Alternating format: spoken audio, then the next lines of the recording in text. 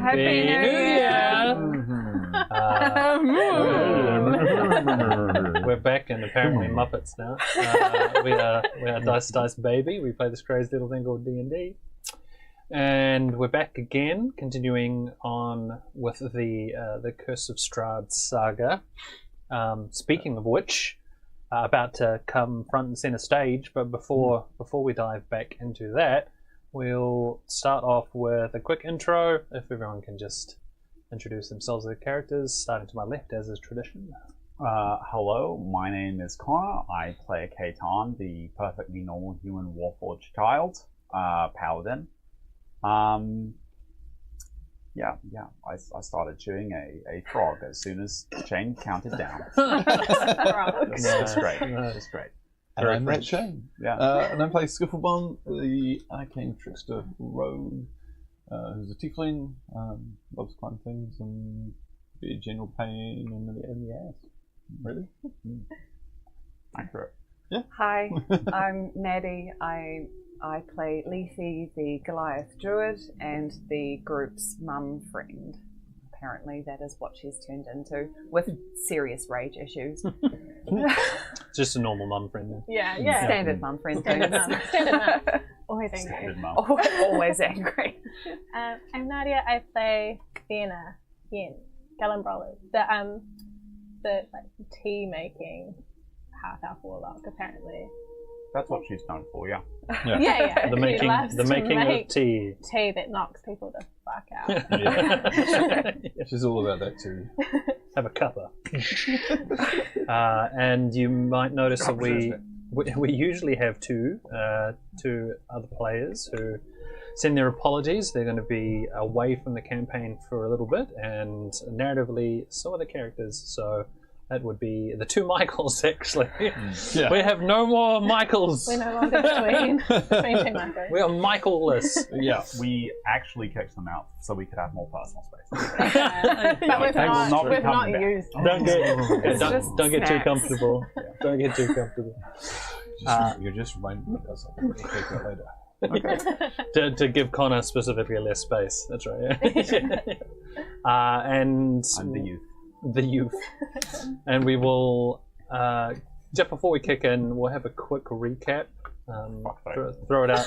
Another frog in the mouth. Throw it out to the room. Anyone who is or isn't chewing frogs. Right. I went through the frog. It's fine.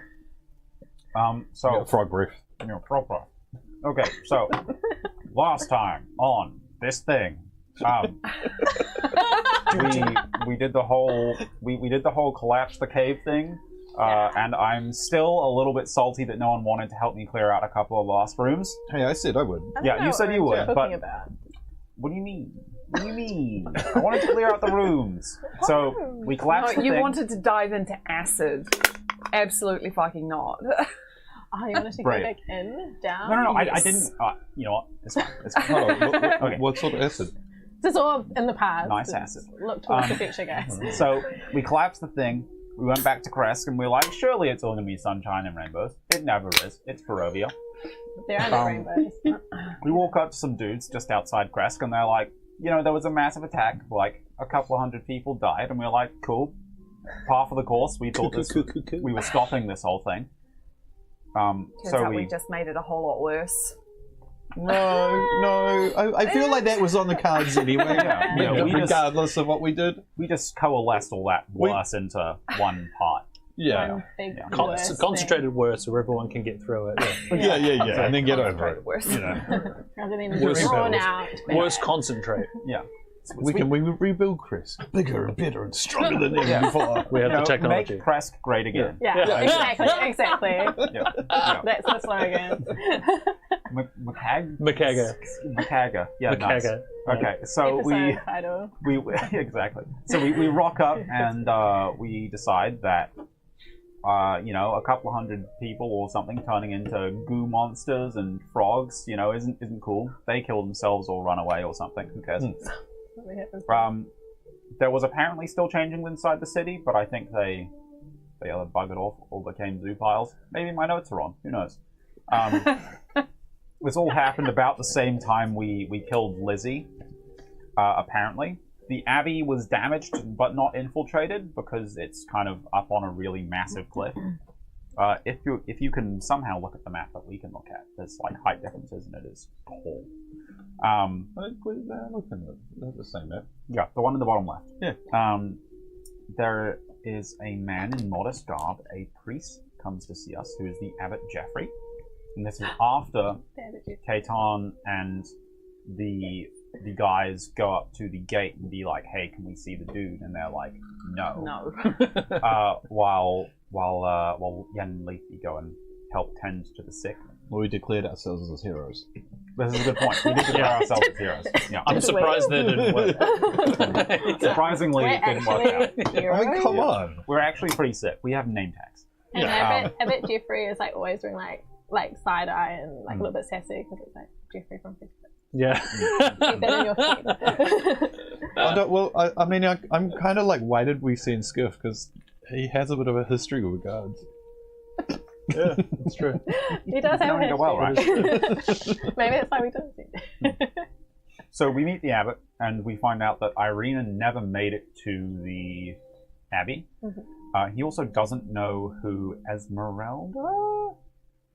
Is that I is think that the lady's he name? does like know who she Oh, is, no, but you're like right. she always looks different, so they're like, we don't know like if she's here or not. She is a master of disguise. Yeah, that's right. She So- might be around, but she will look like someone else. Yes. So yeah, So she disguises herself. Yeah. Quinn comes with Kaitan to the abbey. They go at night to search the abbey grounds because I was extremely fixated on trying to find this thing that the riddle mentions. And Sonny's just there tearing his hair out, trying to get us to somewhere else. Move along. There's nothing Yeah. There's nothing to see here, move along. Yeah. So we look around, we do the whole divine sense thing, and we get sweet nothing. I ask the abbot about Oppie, who is in reference to Father, the guy in Kaitan's chest. We found out that this is definitely, if we look back into the caverns, Kaitan's scene there, where everyone dies, was the first town of Kresk, and this is kind of new Kresk. We find out that he was the first alderman, and that he died violently. Then Kaitan and Quinn go back to the tent that everyone is staying in. Quinn is is told something by the abbot and invited to stay and do something at the library. do something in the library. Something in the library. And so he goes off and thinks that this is a very important thing for him to do. So he leaves the party without someone to inspire us or give us aid every morning. Yeah. / bless us in every combat situation. You'll be fine. Yeah. Exactly. Exactly. Anymore. So The D4 is the way to go. yeah. Then the Vistani show up. They know who we are. They think we're heroes. They're sick people. Totally nothing wrong with them. So we party with the Vistani. We go back to their Get place. loose. They give us a necklace made of silver coins because we are honorary Vistanos, which is totally not something that's going to bite us in the butt later on. And it definitely didn't. I think the most important part of that whole thing It didn't bite you in was the butt later on, it bit you in the butt immediately. You're right. Soon as we put them on. the most Yeah. important part of that session was Kaitan meeting the grandmother that he was looking for. And then absolutely not giving a shit about her granddaughter because she was boring. Or maybe And she wasn't a snake. making any conversation. Yeah, she wasn't a snake. That's Yeah, like- she wasn't a snake. She didn't have snake titties, so whatever. No, As far as you know. Yeah. It was a good point. And then that whole scene ends with the Vistani being like, "Hail Strahd!" And we're all like, "Ooh, Yeah, they all put on their red bands. Yeah. we're the baddies." And then we're teleported to Ravenloft. Yeah. Mm. Yeah. Got that question answered. Stressful. Yeah. Are we wearing metal? Yes. Yes, we are wearing We are metal. wearing Yeah, definitely. You are now. Yeah. Yeah. And a slight addendum as you all sort of quickly check around to readjust to your surroundings. You realise that Faye is not with you. It appears that in the lead up to the donning of the silver necklaces and the teleportation to said castle, Faye had Noped the fuck out. had a quiet word with Lethia about being extremely uncomfortable with the amount of friendliness and touching, and was not a big fan of it and opted to quietly duck out. Faye did mention specifically that she was going to try and get back to where the beast folk were. So, now being down 2 party members, the four if you count All the other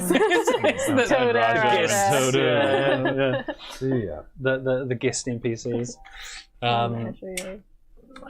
You now find yourselves in a very different surrounds. You get hit with the sound of organ music, and as you sort of readjust to the light, which is provided by various candles and open fireplaces, you find yourselves in a room which is a symphony of lavishness, adorned with intricate Baroque furnishings that whisper tales of long-forgotten decadence. Rich red carpets stretch across the polished marble floor, their plush fibres sinking beneath each step with a silent invitation. Above you, 3 enormous crystal chandeliers hang from the ceiling, casting a warm and ethereal glow that dances upon every surface. The flickering light reflects off the dulcet white marble walls, highlighting the veins of timeless elegance that course through them. Towering pillars of stone, carved with delicate motifs and glyphs, stand as silent sentinels bearing witness to the secrets whispered within these walls. At the heart of the hall stands a long and polished oak table, its surface gleaming with a mirror-like sheen. High-backed chairs draped in sumptuous velvet flank the table in a solemn procession. Fabric, as smooth as midnight, is as inviting as it is foreboding, hinting at the power that resides within this chamber. Upon the table, a decadent feast unfolds, an enticing display of gastronomic artistry. Platters overflowing with an abundance of nature's delights, sweet fruits cascading in a symphony of vibrant colours and textures. Artisanal breads, crafted with meticulous care, beckon with their crusty exteriors and soft, warm interiors. Each morsel seems to whisper promises of satisfaction and indulgence. Places are set for each guest with meticulous attention to detail. Delicate china, adorned with intricate patterns and delicate gold trim, waits to cradle the culinary masterpieces that will soon grace their surfaces. The silverware, polished to a blinding brilliance, stand as a testament to the uncompromising standards of this palace. Yet it is the crystal goblets that draw your eyes, their exquisite craftsmanship capturing the essence of the room's allure. Each vessel is filled with an amber liquid, its hue reminiscent of liquid gold. As you approach, a delicate, tantalizing fragrance wafts from the goblets, teasing your senses and evoking a sense of intrigue. In this grand hall, you're welcome to a feast fit kings, an ostentatious display of power and excess. Standing before you is Strahd von Zarevich, the enigmatic lord of Barovia, in a resplendent display of youthful allure. Clad in his finest formal wear, he exudes an undeniable charm and magnetism that belies his dark nature. Dressed in a tailored midnight blue velvet coat, his figure is impeccably showcased. The fabric shimmers softly under the ambient light, accentuating his lithe and athletic frame. Golden embroidery, intricate and delicate, adorns the lapels and cuffs, forming elaborate patterns of swirling vines and hauntingly beautiful roses. Beneath the coat, he wears a crisp white silk shirt with a ruffled collar, expertly tailored to accentuate his broad shoulders and chiseled jawline. A deep burgundy cravat, meticulously tied, graces his neck and seems to glow against his porcelain complexion. Form-fitting trousers made from the finest black silk hug his muscular legs, showcasing his grace and agility.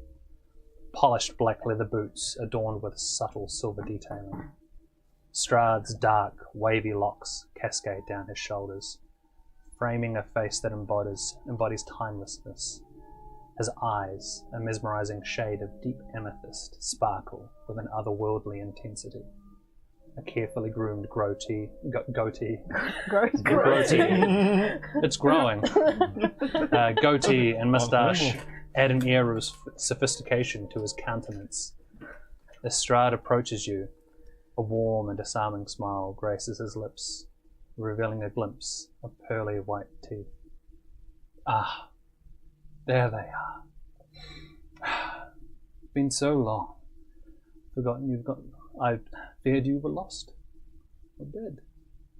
But here you are. Welcome to Castle Ravenloft.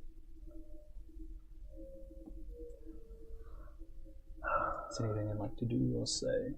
Thanks for the invite. My pleasure. I understand you've been quite busy. And deserving of a hero's welcome and feast. Please, take a seat. Last time you mentioned that there were 6 other figures. Oh, wait, we're getting that. His voice, smooth as silk, carries a seductive quality that entices and ensnares. With gentle charisma, he extends a hand adorned with ornate rings, inviting you to join him for an evening of fine dining and captivating conversation.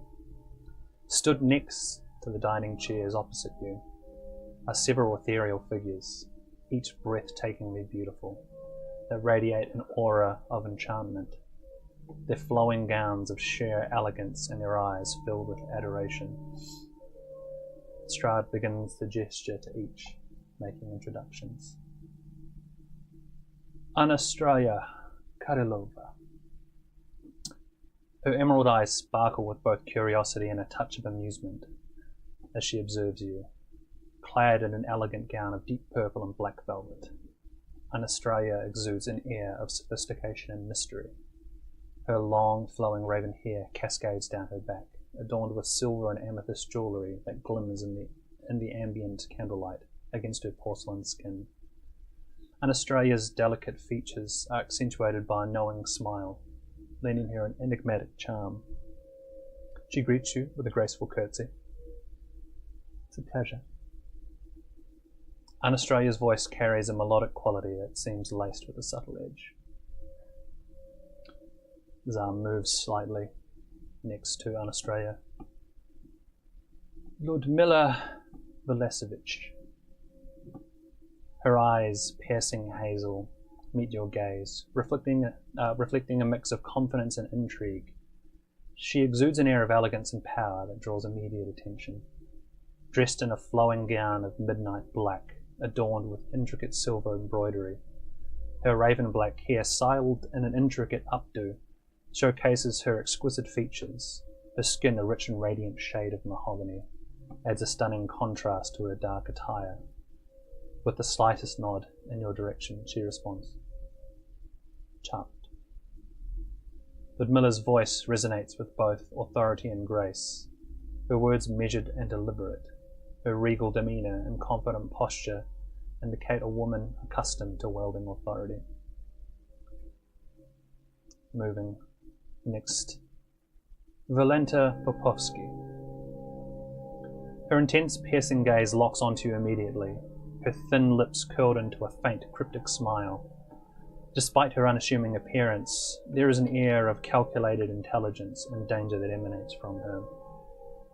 With her unkempt, mousy brown hair cascading around her face and her pale, almost ghostly complexion, Valenta's presence is an unsettling contrast to the opulence of the castle. Dressed in tattered and faded garments, she seems to blend into the shadows. She doesn't deign to speak, instead continuing to assess each of you thoroughly. Valenta's eyes, sunken and seemingly devoid of warmth, seem to bore into the souls as she gazes upon you. Her bony, dirt-streaked fingers dance on the table's edge, tapping rhythmically in a manner that suggests a restless energy just beneath the surface. She exudes an aura of mystery and an uncanny ability to unravel secrets. Moving further along, Rahadin. Rahadin, a figure of silent intensity, sits at a grand dining table with the depths of Castle Ravenloft surrounded by everyone else. His piercing gaze, as dark as the night itself, locks onto you with an unwavering focus. Clad in a tailored black suit, Rahadin exudes an aura of cold efficiency and unyielding loyalty. With a shaved head and chiseled jawline, Rahadin's appearance is both striking and austere. His sharp, elven, angular features against pale skin seem to be carved from marble, with eyes as black as the void. Standing with impeccable posture, Rahadin emits an air of discipline and control. He bows deeply in silent respect. Every movement he makes is deliberate and precise, with one hand resting calmly on the table. Godfrey Gwillem. Standing confidently and cloaked in paladin attire, Godfrey Gwillem melds the noble bearing of his former life with the irresistible allure of the night. Donned in a resplendent plate armor, Godfrey's form exudes a commanding presence, its polished steel reflecting the ambient light in a mesmerizing display. The armor, adorned with delicate engravings of celestial motifs, accentuates his well-toned physique. A vibrant crimson cape cascades from his broad shoulders, swaying with each calculated movement. Don't worry now, we won't bite. Unless that's what you're into. He responds with a voice as smooth as velvet, and tinged with a hint of mischief. Godfrey's handsome visage exudes an air of magnetism. Flowing locks of blonde hair frame his square jawline, and emerald eyes that glint enticingly. His body language exudes a playful yet captivating energy. Right, well, before we get any further into the evening, I think it's prudent we get our dinner underway. With a slight tilt of his head, Strahd calls out, "Cyrus," and a figure steps out from the shadows just off to his side. Poised and ready, dressed in a meticulously tailored black suit, arm folded across his waist, draped by an immaculately pressed waiter's cloth, Cyrus embodies an air of professional refinement and unwavering loyalty. His hazel eyes, sharp and observant, scan the room, assessing you all with a subtle curiosity. The salt and pepper hair neatly combed back in a well-groomed beard, Cyrus's mature features exude a sense of experience and wisdom. His fair complexion carries a hint of tan, a testament to his time spent in the outdoors. Despite his composed demeanour, there was a hidden strength and determination that lurks beneath the surface. My lord, what are the courses this evening? Lobster bisque, starter, followed by an entree of beef and greens, with a medley of fruits and brandy for dessert, if it pleases you, my lord. It does. Please make the arrangements, Cyrus. I'm sure our guests are famished. I know I am. Cyrus bows deeply at Strahd, then turns to the group for a more measured bow as he steps back and begins his way out, past another figure, stood along the edge of the room. Helga, Strahd commands as the figure meekly steps forward. Make sure our guests don't go thirsty, and assist Cyrus by replied. Yes, my lord. Standing at the end of a grand dining table within Castle Ravenloft, Helga appears as a timid and withdrawn, with her gaze downcast. Helga's appearance is that of a young woman, her fair complexion pale and delicate. Helga's chestnut hair hangs in loose waves around her face, partially obscuring her features. Her eyes occasionally flicker towards you, only to be quickly averted. Dressed in a modest and unassuming servant's outfit, she blends into the background, purposely fading into the periphery. Standing slightly hunched, Helga's movements are subtle and guarded. Her hands fidget, nervously twirling a frayed handkerchief or adjusting a stray thread on her apron. Well, let's not stand on ceremony any longer. be seated. Everyone takes their seats. Uh-huh. Should we? Yeah, everyone can Oh pick my their God. seat.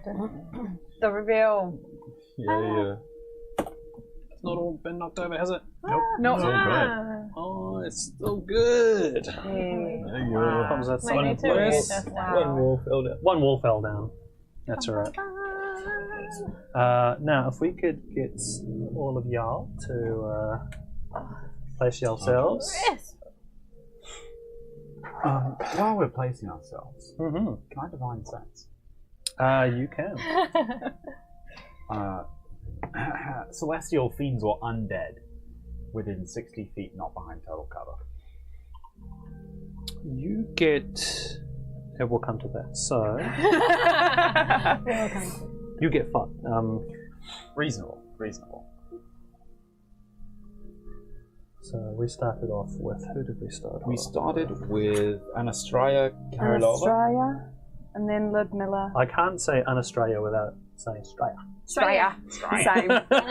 It's me, Anastraya. Great way to ruin the game. Valenta, then Rahadin, Godfrey, Cyrus, Cyrus, and then Helga. and then Helga. Yeah. Cyrus, who has just left.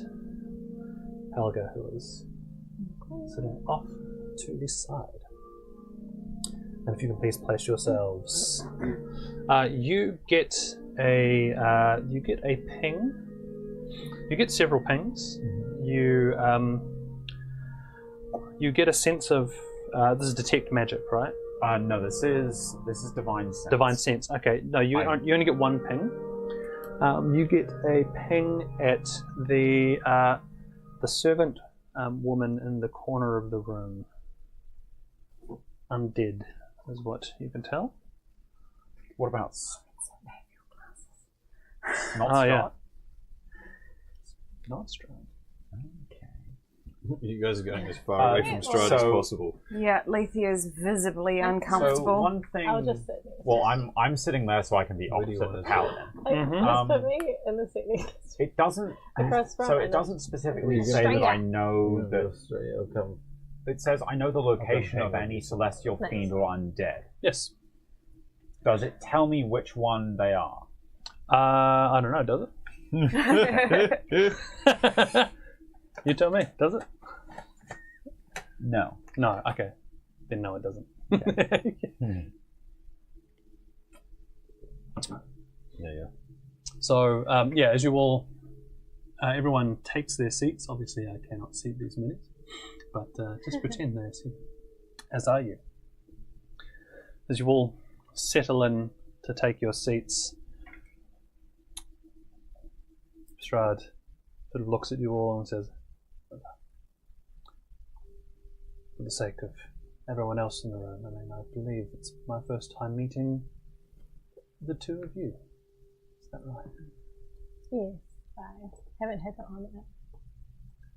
Count? What's his No. moniker? We've met before. Count Strahd von Zach. Count. We have?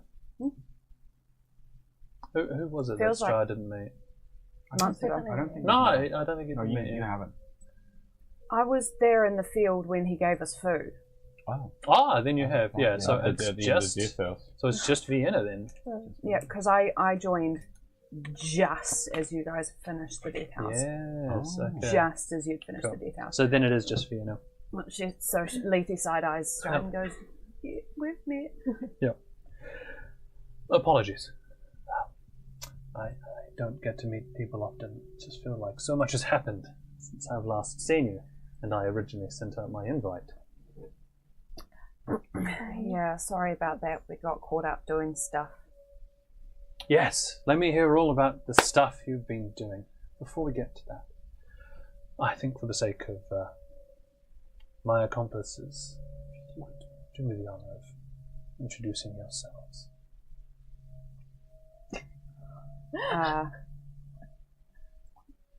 I'm Lethe.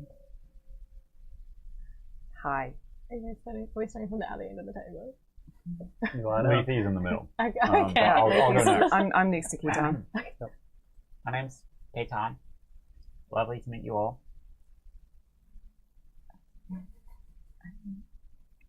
Oh. Good evening, people. My name is Skifflebone.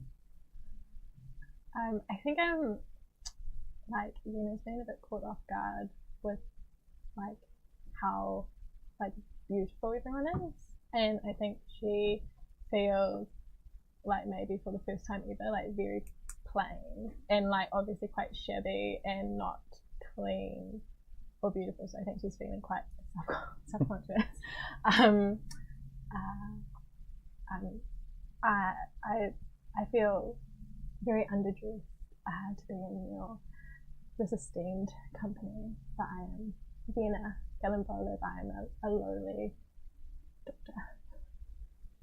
I should be here. And you see the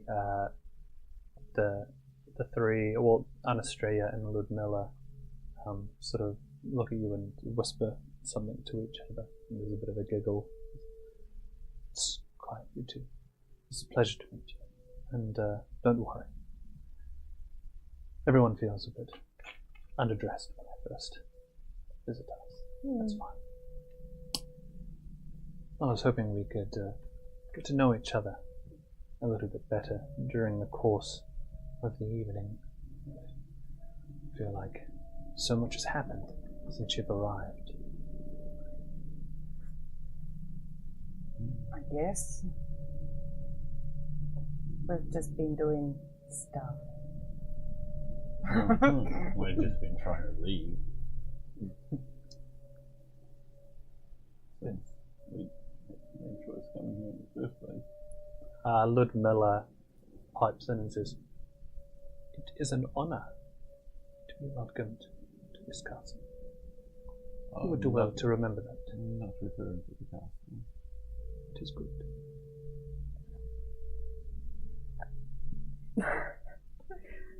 And Anastasia says, "They were being so modest, my lord, when he told me of the great deeds they have accomplished recently." "Yes, that is fine. I think maybe we're all just, maybe the nerves getting to everyone. Well, in the spirit of openness," he sort of stands up and sort of presses his outfit somewhat. "Perhaps it would help if I shared a bit about myself." He makes a very sort of non-longing turn from the chair and begins looking off in the distance. "You know, Barovia, these lands, they were named after my father, Lord Barrow. See, the von Zaroviches have been the custodians of these lands for quite some time now. Several centuries before I was first born, at least. However, when they became inherited by my father, things weren't as they once were.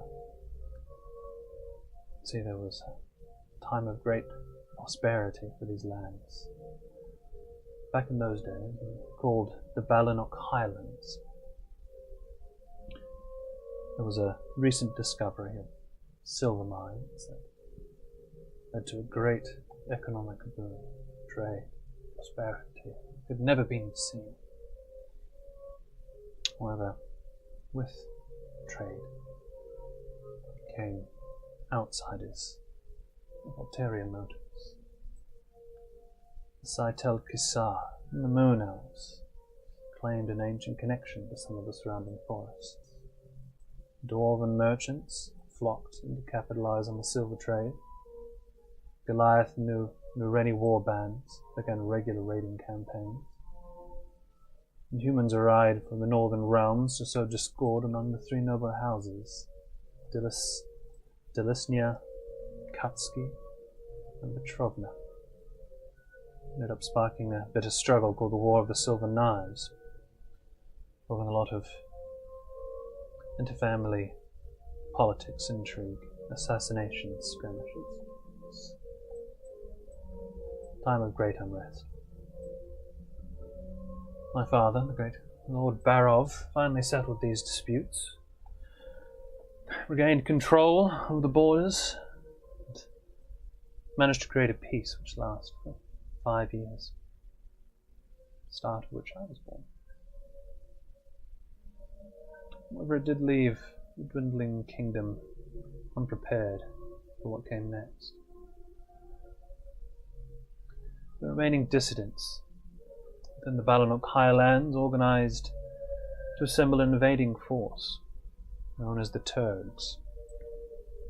Support of powerful factions inside the kingdom, they displaced many of the noble houses and inhabitants in an effort to reclaim territory for their own. During this time, that my father's court mage and advisor, a high elf named Yander Sunstar, recommended and extracted me from Balanok to receive an education abroad. Fearing for my life and believing this would be a good opportunity to offer Yander to call for the aid and foster diplomatic ties should the war persist, seemed like a good idea. My father, the good Count, agreed. However, after we had left, set out for the wider Sword Coast, soon found out that Yander Sunstar was not who he claimed. His acclaim of being a renowned magician with connections to Candlekeep were fabricated. He was expelled from Candlekeep on account of his shoot habit and his connections to the underground. I found myself kept for ransom, half-starved, daily beaten, in a suit den somewhere on the outskirts of Waterdeep. Yander stopped receiving the ransom payments after the first year. Whether my father had given up on me and just treasury had dwindled because of internal conflict, I'm not sure. Still, requiring a steady supply of money and having successfully beaten me into subservience, he instead put me to work on the streets of Waterdeep. I did what I had to do to survive back then. Pickpocketing, surveillance, running messages, all ways that I was able to improve my odds of getting a meal at the end of each day. Most lucrative market was human trafficking. I told myself I did what I had to do.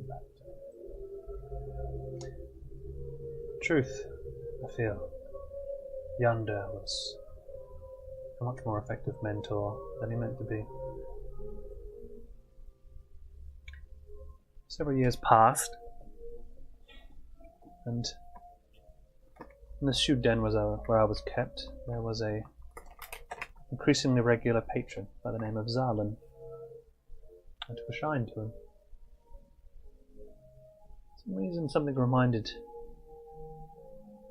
me of my father when I looked at him.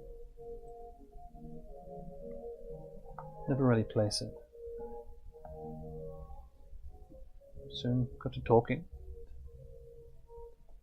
confided in each other about where we'd come from, the things that were taken from us, and we were kindred spirits. He'd also found himself in a similar position, and it was his life's work to get back what was taken from him. We had that in common, and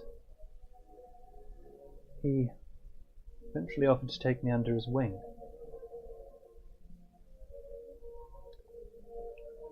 Very sadly, Yander found that the Sudan was raided and he was arrested. Luckily, I'd managed to escape beforehand, absconding with Zalin. Zalin was more than gifted in the arcane arts, but He taught me the benefit of patience and subterfuge. You could get anything you wanted, but the trick was to make people think that they wanted to give it to him. There was nothing he couldn't get, nowhere he couldn't get to or go. And under his tutelage, I devoured books hungrily, made connections, curried favours. Before I knew it, I was 21. And after a long time of both setting up the domino pieces to put our mutual schemes into place, we came to an impasse that we knew was coming. There was only so much that connections and favours could get us. We needed an army, one loyal to us. By this time, Zarlin was well over 40. He was also of a scholarly disposition, so not really suited for the front line. It was then that I made the very sudden turn into the life of a soldier.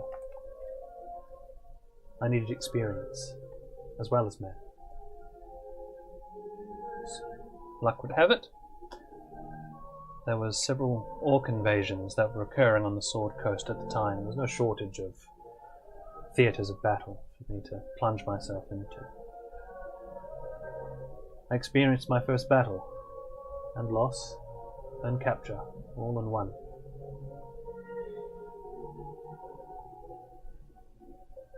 It wasn't normal for orcs to keep prisoners of war, especially not for very long. I tried to convince the leader of the raiding party, a man by the name of Obold, that I was of noble blood and could be traded for ransom.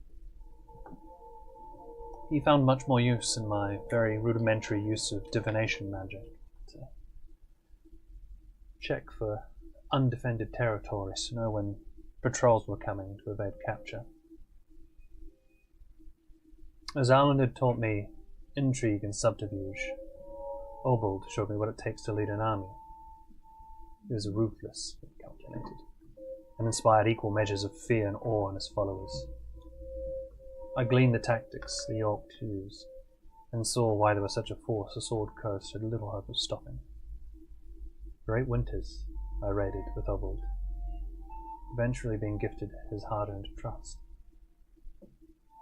Later that spring, while the Orcs celebrated their latest capture of Dark Arrow Keep, I fled into the night, a group of 20 POWs, and began the journey back to Waterdeep. I reported my newfound intelligence to the Waterkeep City Guard. The 20 men that followed me back and I were given provisions and told to run a counter-offensive against the Orc invasion. Knowing now how the enemy fought and moved, we were beyond effective. With each building victory, our numbers swelled, both through official reinforcements and word of mouth. Within 2 years, I found myself in the command of an elite fighting force of 250 members in all. We continued to drive the Horde back through 3 years of campaigning, until we found ourselves without a conflict. Obold had forged his own nation called Many Arrows, which became an officially recognized kingdom. Conflict resolved, and an army now at my command, I finally turned my sights back to Bellinnock. When I arrived, the conflict with the Turks had taken a turn for the worst, with all surrounding regions, save for the village next to our fortified home. First year was the hardest. They had well-fortified positions and an overwhelming force of numbers, but they were not prepared for our advanced guerrilla tactics. When I was finally able to make it home, I found out that I now had a younger brother, and a large portion of our territory had been ceded, not just taken. My father had been desolated by decades of invasion and now lay bedridden. I vowed to him that I would return his kingdom to its former glory. With a renewed position and fresh intelligence, we did just that. It took 3 years to remove the pustulant tumors that have been allowed to fester in our lands, and a further 2 to expand and bring to heal the borders, up from Mount Baratak to Immel, and Crimson Road to Svalach.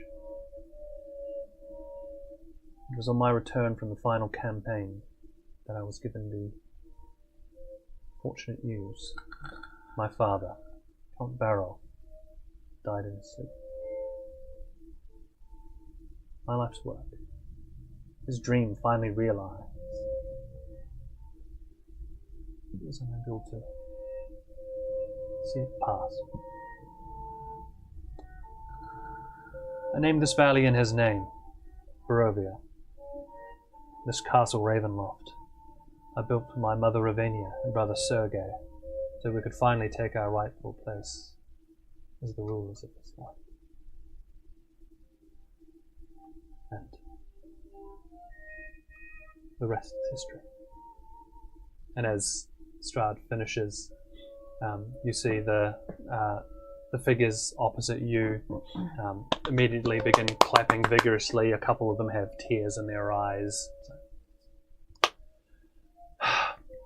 So now you know the story of how Barovia came to be. A little. I see how you made, but how weird exactly is Barovia? Like, we've been told there's, we were brought here and now there's apparently no way to leave here.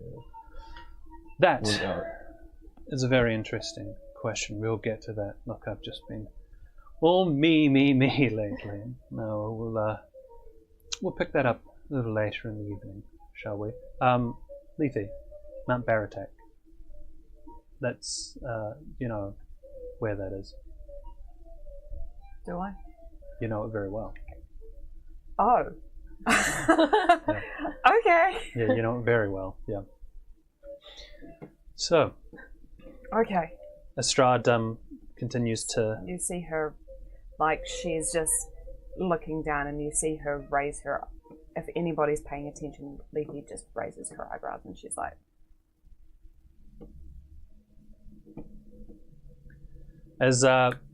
Just as Strahd's finishing, the first course of starts to be delivered to your tables, and there is Cyrus who has returned and ushering in through the large double doors. You see very large suits of armor that are moving.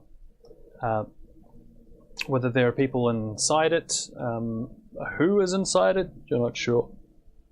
But there's a wave of sort of these suits of armor that make their way in, each carrying a plate which is presented before you.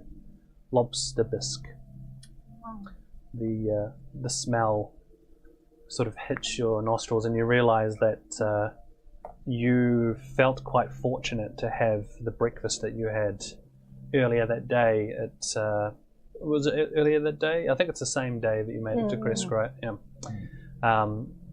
Used to sort of sustaining on tack and not very appealing foods that are durable and practical. This is the first time in a while you've had real food. And as far as fine dining goes, for those of you that are probably only skiff in Vienna, I imagine. This is cuisine. This is exquisite. So. This is exquisite. Got a wonderful chef, clearly. Cyrus, as he's sort of making his bones, says, "You're very welcome. Thank you, ma'am." Lethe is just getting increasingly uncomfortable. She's really not feeling this. It's people she doesn't know, and she doesn't like people in general, or being inside. It's just like... Strahd sort of swirls his glass and says, "Well, now I've shown you mine. Show me yours." Can I just ask a quick question? You mentioned your brother. It'd be nice to meet family as well. If we're here. Yes.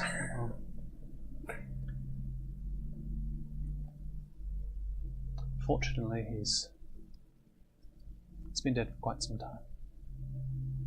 Oh, my condolences. Thank you. I appreciate that. You're sending me into another monologue. I will resist the urge, but Apologies. maybe we will get to that later. Don't mind the impertinence of children. Apologies. I give you a look, like shut the fuck up. Children will be children. They will. Sure. They will. And sort of, see Ludmilla pipes up and says, "I was told you have been doing great work extinguishing a pest. Or pests, should I say. A certain family of pests, you may say. Yes. Yes. Tell us about that." Well, it's what has delayed us from this meeting. Yeah. Extinguishing 2 pests. Making the countryside safe again. Disrupting operations.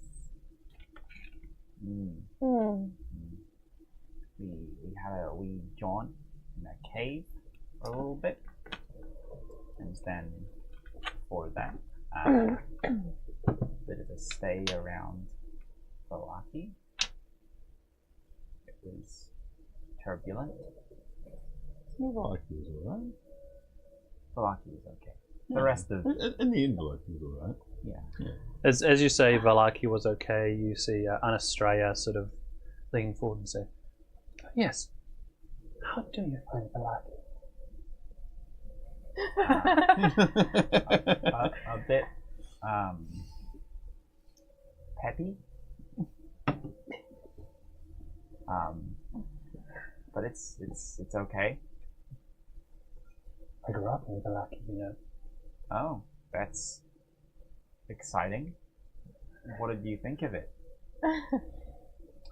Well, it was a while before the current Burgermeister for Right. the place. Peppy is being far too generous. It borders on lunacy sometimes, doesn't it? That's a small amount. Yeah. They do enjoy a festival. Yeah. They're- Someone who's set up shop in town. I believe she enjoys the festivals very much. I doubt does. that everyone else does.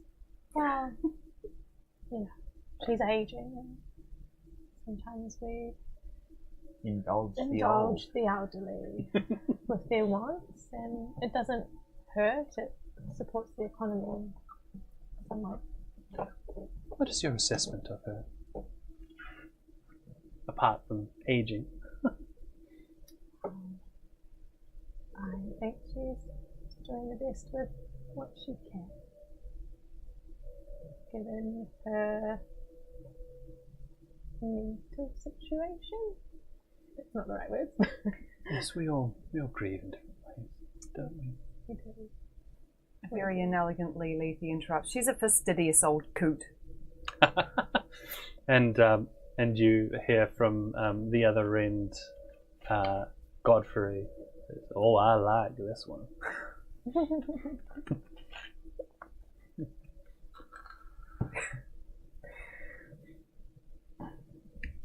And you hear Anastraya, "My, it's hard to get a word in with these ones, isn't it?" the others sort of chuckle, all except Polenta, who you've noticed this entire time. Valenta, sorry. Polenta.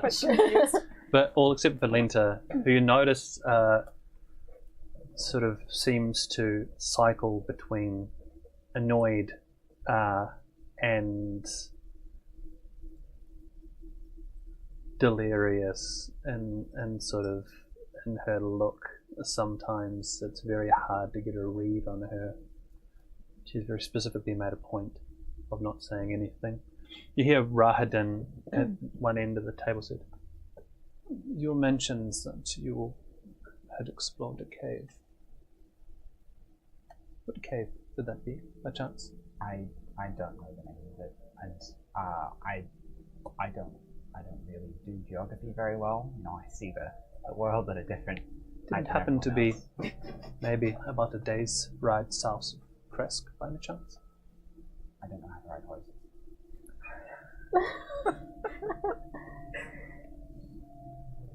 So it wasn't that, is it? No. Interesting. So a few caves that is busy, as you had described. Perhaps I am wrong. That is fine. I'm not. Yeah, my spatial Awareness. is not good. You know. I'm do but a think 12-year-old. You know. Yeah. You're relatively new to Barovia, so we're still getting our bearings of the place. Very inelegantly, Leafy just looks at Strahd and goes, "You mentioned Mount Baratek. What's your assessment?" But Mount Baratek. What's for assessment? It's a fine place. Air of mystery to it, though. Not many places in Barovia that I don't know about. It's slightly a bit too far out of the way and not as populous for me to draw my attention as much. Trouble is that that's where a lot of the things that go bump in the night seem to congregate the most sometimes. So, if there's anyone that you should ask about, it really is Ludmilla.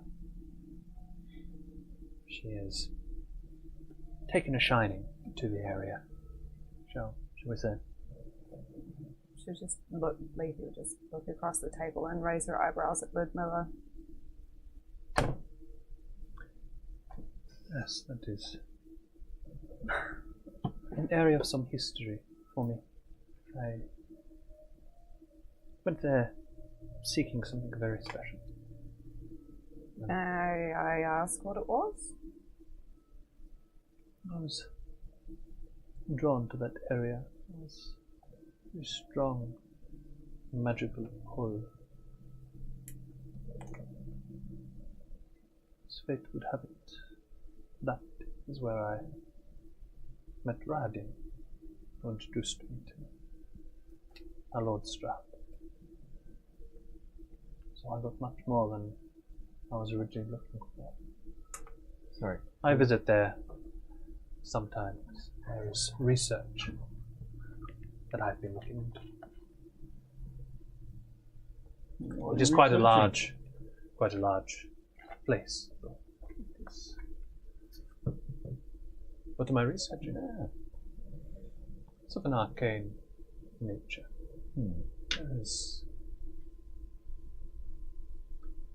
There's a presence I believe can be felt sometimes. I believe that the key to understanding what this is may have to do with Mount Baratek. Still, just a theory, though. What about the rest of you? What else brings you all here? So I'm looking at, the other ones. They all sort of look at you and then look at Strahd. And everyone except for Valenta sort of says, and slightly off timing, to serve.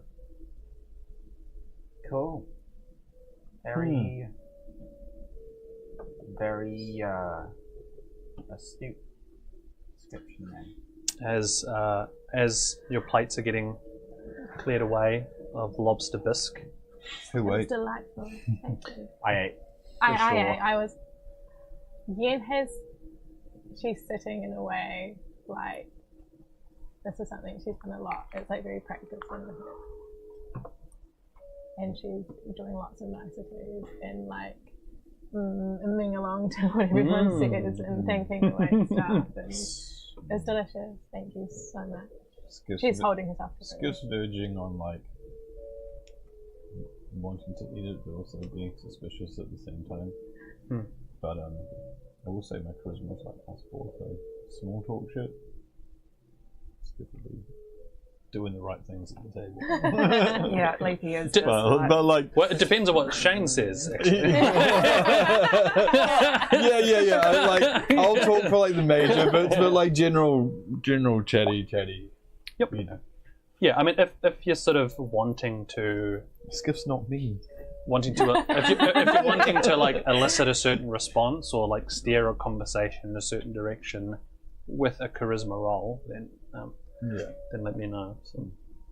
Yen is also like whenever any of these two say something, she's looking directly at them with a neutral face, but You're side by side, of so fire. you're side by side, so you have to be like. I'm like but like politely smiling. And then I'm also trying to be very aware of how these other people react. Okay. So when they're like whispering to each other, she doesn't know what they're saying, but she's remembering it. Do you want to do like a very general insight or Into check, like or the vibe, yeah. or do you want to have a much more focused check on like a person or something like that, because the DCs will be different and the level of information you'll get will be different. It's more like A general vibe check. a general vibe check. Okay, do you want to make an insight check Sure. then? Can I give her advantage? Considering we're sitting next to each other, she would be like whisper to me what she wants to know, and I can assist. Let me think about this. Could I get you to make a performance check? Sorry. Yeah. We'll get to that. Hold up. Oh yeah, actually that's alright, I think. Oh, it would have been better. 13. 13. Yeah. I'll say not quite advantage, but maybe you can get like a +2 on your roll or something like that. Because the two of you are kind of trying to work in tandem. 7. 7. That's a plus. I rolled a 3. They're all just, they really want you. That's what you're picking up. You just be like, guys, stop being so obvious. Every single one of you. Think about it. You're just eyeing and tasty little treat. and so and that you're kind of like a bit distracted by Yeah, that makes sense. Yeah. They're really I beautiful. call this all those. And it's so cool. It's a Don't really worry. rich house. Apart from the excruciatingly obvious, she's definitely hiding something. Can I roll an insight check into what Ludmilla told me? Mm-hmm. Just to provide myself with a bit of context. See if I can. Now, what is it specifically you're wanting to find out? Because, like, to be like, is she hiding something? Is generic to like, if there's something specific you want to know, she's hiding from you. Correct answer. She is hiding something. Yeah. She's very clearly hiding something. But you know what I mean? Because you could know she is hiding something from you, but if you want to be like, I want have to an know if she idea of what knows it something is. specifically about this, yeah, then that would hone it down. I just, it's like character plot stuff that we haven't quite shared with the group yet. Yeah, that's fine. So you want to know specifically if she knows anything about that? Yes. Yep. Cool. That's a mystery thing. Mystery item. 23. Oh, yeah. Whoa. Nice. It was 23 plus 5 from 18. 30. You get the impression that or you feel like it's unlikely that she knows anything about that. Okay. Based on her tone. Cool. You. She's definitely been a bit cagey about, and just generally snippy about stuff, but not about that. Mr. Godfrey, you seem like you have a nice set of armor there. Oh yeah. Well, thank you. Very well made, it looks like. Very well made it looks. Yeah. Well, yes, Still it's. learning English. I've had it for. Well, actually, our lord had this recommissioned for me. I had an old set that was quite worn and tattered. Well, he gave it the once over. Very generous. Can I get you to make another insight check? Me? Yeah. Okay. That's Unfortunately, it Very doesn't see much action these days. we're taking care of that for you. Yeah, 13. 13. And I get like another +2 from it. Yeah, no, you do. Oh, 15. You do. 15. Yeah. You catch Strahd's eyes rolling. I think what you're really asking is, why am I wearing something that's tied to the clergy? A bit, yeah. It was my role in a past life. I was once a man of the cloth, so to speak. Those days behind me now. But gotta admit, I do like the look. Very, very nicely made. Are you also a man of the cloth, so to speak? Or no. boy of the cloth? I was about to say I'm a child. Yeah. No, not really. You look the part, though. I'm not wearing a robe. What do you Oh. mean? Stalwart defender, I can tell. You've got Yeah, put me in the front lines written all over you. yeah. You feel as he talks to you, he looks at you and you catch him stop before he speaks. It's like he sort of, his stare intensifies for a moment and it makes you feel a bit uneasy as to what's going on. So, yeah. A boy of the cloth, you say? Boy, I was like, Wow. ooh. Wow. Your lobster bisques are taken away, finished or not. Who has eaten their lobster bisque? Just out of I curiosity? am, Out of rehearsed politeness. This guy cuts the sides. Yeah. Straight down. We learned from the death house, and that is eat everything. Yeah, that's right. Yeah, I've been eating out of politeness. Lizzie has eaten some of it and it's really good, but she's just like fruit. Okay. She hasn't actually seen proper fruit in really Skip. long time. Yeah. I know. Was like, no, you're not going to break me. No. Bring No, the I'm lobster. going to. Damn. Oh, actually, like, Damn. Just a little bit, right? just a smidge. Yeah. Well, you know, I am hungry. Yeah, garlic butter. Yeah. As your plates are cleared, and then Bird's taken off. the entree, the entree is brought out. It is seared beef in a juicy meat sauce with greens, vibrant greens on plate. It's definitely one of those like restaurant a la carte stacked kind of with sort of sauce, jus sort of peppered across it. So Just because we have encountered people from the ghoul before, I'm gonna see if I can use my insight to like see if I notice any Gruel-like Will- tendencies. Yeah, well, no, like Will Tree logos or anything like tied into woven into bits of fabric or like into sleeves or things Yeah. like that. Yeah, make a perception check.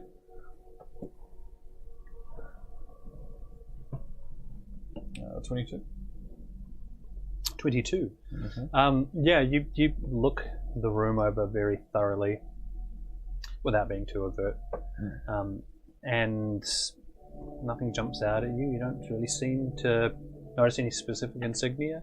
The more you look at Rahadin, it definitely gives the impression of like an outdoorsman kind of vibe. That's the closest thing that you have to something that seems to kind of fit the profile. So yeah. Well, probably. He likes hiking and camping. Well, then New Yeah. Zealand is out there wearing ridge lines. So Swanee. It's 1-8, yeah. We look down and he's wearing a hunting and fishing jersey. Yeah. He's actually got a boar strapped to his back. Yeah. He refuses to take it off. You can hear the I dogs might barking out the start back. as Skiff, I might just start chatting right and Oh, yeah. inquire of places that should be seen in Barovia. Since I'm here, I might as well see we might as well see the sights. Yeah, you know? while we're busy doing the work that's been asked for. But if you're asking me, I would certainly recommend Zelectus Vavilaki. It's quite lovely and serene. Lots of forest surrounding, and people generally tend to avoid the north of the lake. Why is that? It looks at you very specifically, says, very dangerous type surrounds there. I love the accent. There's also... So he obviously knows more, but Yeah. Can you make an insight check? yeah, sure. We never ask. There's also I was waiting for you to ask. That's the interest. Oh, it's only 18. 18? Yeah. Yeah, you feel like he's being very specific about when he says dangerous types and looks at you. Okay. Apart from that, there's also areas to the south of Kresk. It's a place where there is a very important cave on today's ride over there, if you haven't checked it already. I suggest that. Likewise, there are also ramblings in the area. The druids had made residence not far from there, so be on the lookout. No beachside resort. So. I'm afraid not.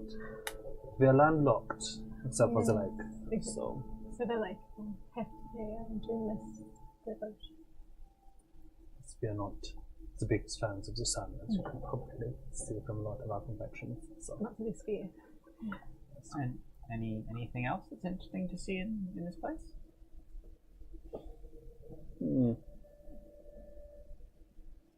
In the north, far north, I mean, there's the mount, which Ludmilla has already alluded to. However, I find that the east of the north is quite fascinating as well. Of course, anywhere is beautiful and diverse. Going to in Barovia is very dangerous. Tales of, well, I'm not sure if it's folklore more than anything else, but she says that there are very strange looking creatures that devour people whole. It's certainly recommended not to go there at night time, like anywhere, but if you could manage to go there, the views on the mountain range are just to die for. Very interesting. It's a good thing they can look after ourselves in a pinch. Yes, so I've heard. Anything in the south? No, there's...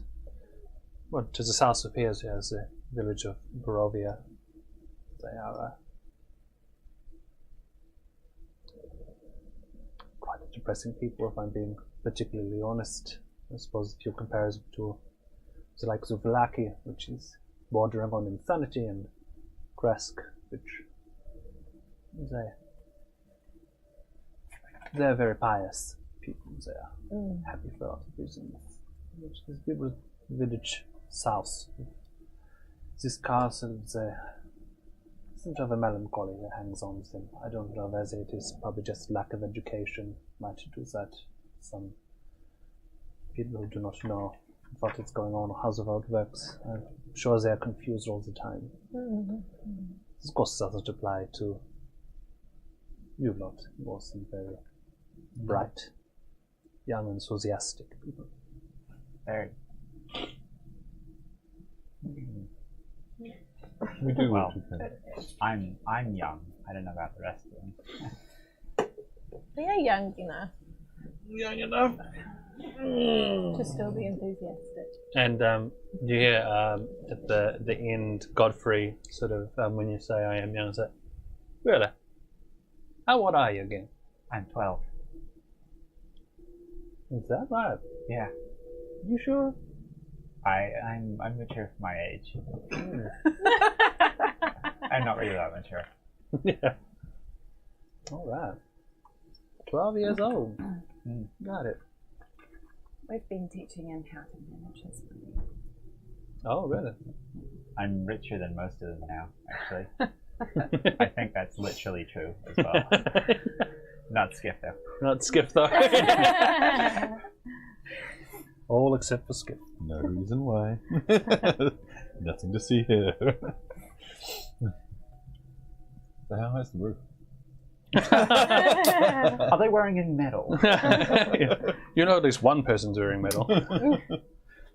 Oh yeah, can I take that chain off now? Yeah. The chains you can if you would like. They're still there. As you've got a bit more time to look at them, you can see that they're threaded silver coins that overlap in kind of like a triangle pattern. There are 20 pieces of silver on each necklace. Okay. Can I take that moment to have Father detect magic? Yeah, sure. So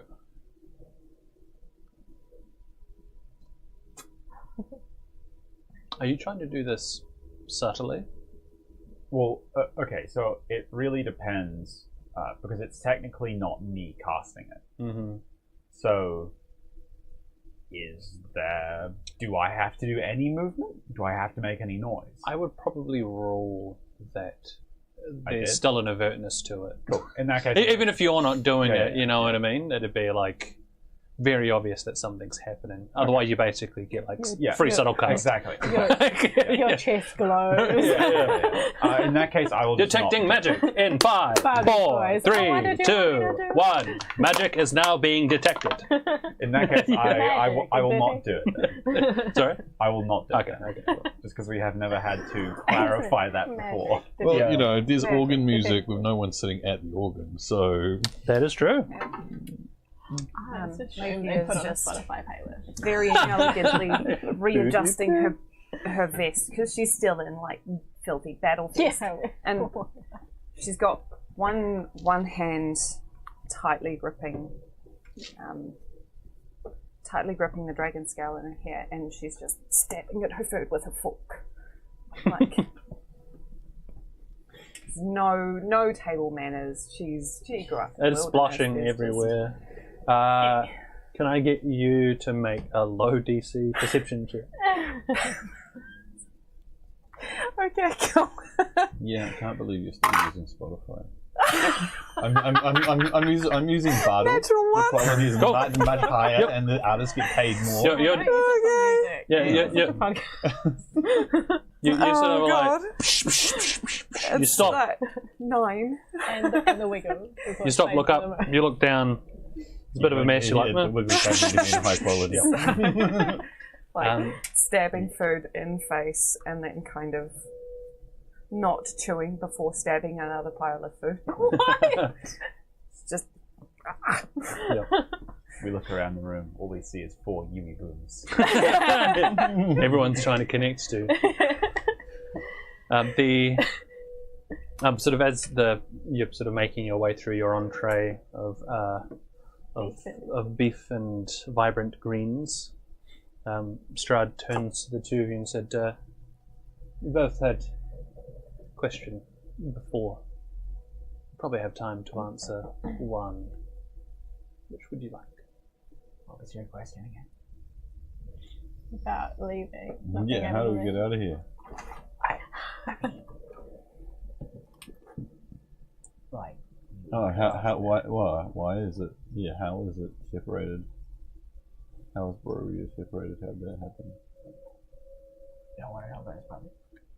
I don't think he's gonna give us anything useful about that. I don't think he's gonna give us anything useful out of mine either. But We're at other ends of the table. Like. He's not fighting me. You're on the far end. Just saying. okay, just yeah. I'll answer Skip's question. So, your question was? No, I'm intrigued about your lands here. Like you were talking about bringing back the family lands and stuff, but well, I mean, I'm no scholar, but it seems to me that these lands are tucked away from where we come from. Where you come from? Well, Oh, for those of us who grew up. that was the together. original group of us that came here come from. The royal way. Yeah. You're outnumbered now. Including Basal and I'm outnumbered. I suppose I'm also not from. I'm also not Who's from Basal? Barovia. It's 2 for 2. I suppose what we want to know is, I suppose prior to coming here, I didn't know of Barovia on the Sword Coast. Yes. Because we are removed from the Sword Coast. We are a kingdom unto ourselves. And by removed, physically, unattached. I believe I should tell you about the night that my brother passed away.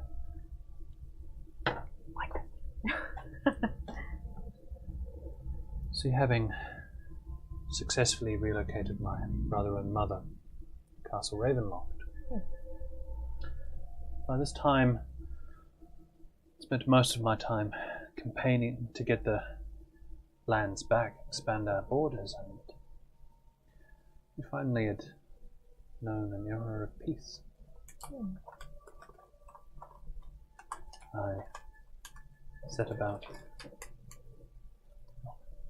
forming the structure of how we would enable the areas of our new kingdom of Barovia to function. And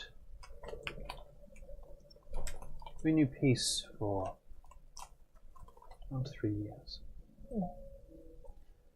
It's a lot of administration, and if I'm being completely honest, I'd spent so much time fully absorbed in my work, I found it difficult to let go. But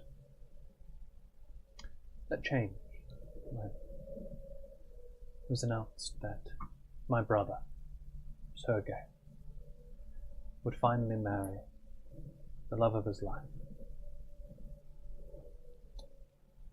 a peasant girl from the village known as Tatiana. We were to hold the ceremony in Castle Ravenloft. It was a grand celebration. We had dignitaries from the various newly formed dominions of Barovia. But Sadly, it would not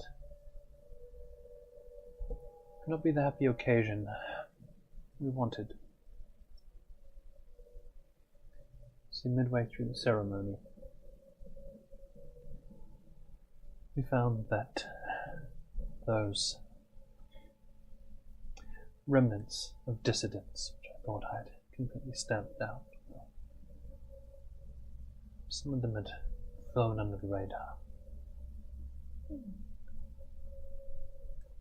There was an attack, an attempt on my life and on Sergei's. It seemed this was the one place they felt they could end the von Zarevich line once and for all. Sergei, the fool, he threw himself in front of me. He always was such a goody two-shoes. He was far too kind for his own good. It tore through him and went after Tatiana. I didn't see what happened the moment they had finished with Sergei. They descended on me like locusts.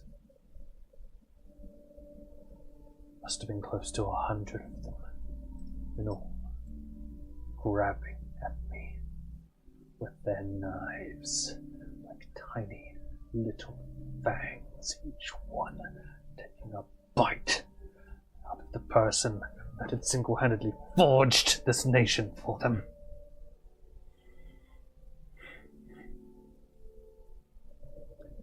I remember searing pain. Then the voice. Something called out to me. Asked if I thought my work was done. Asked if I still had the will to go on. Asked if I knew what had to be done.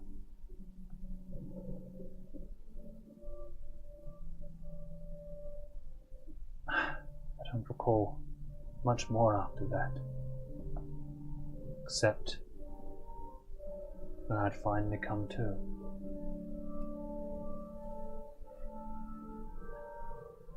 The hall was a deluge of red. Body parts, sinew, thick red paste covered the walls and floors. And my hands, from that moment forth, I felt changed. I was gifted with the ability to continue to rule these lands, to guide my people for eternity. I am Strahd von Zarevich. I am many centuries old.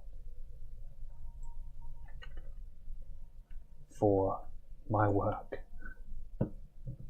will never be done. Since then, Barovia has come apart from the material plane. We are our own dominion, our own domain. No longer will outside force take, plunder, steal what is rightfully ours. I very carefully guard who's able to come in and out of Barovia now. That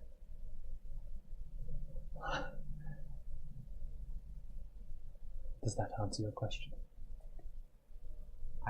got some follow-ups. On that. Yeah. Yes. As the beef and greens plates start getting cleared from those who have finished. I think you're another delightful course. Once again, our condolences. That sounds like a really awful time. It is to go through that. to see one's family, one's community be ripped apart, torn into shreds, to paint the walls. It's beyond tragic.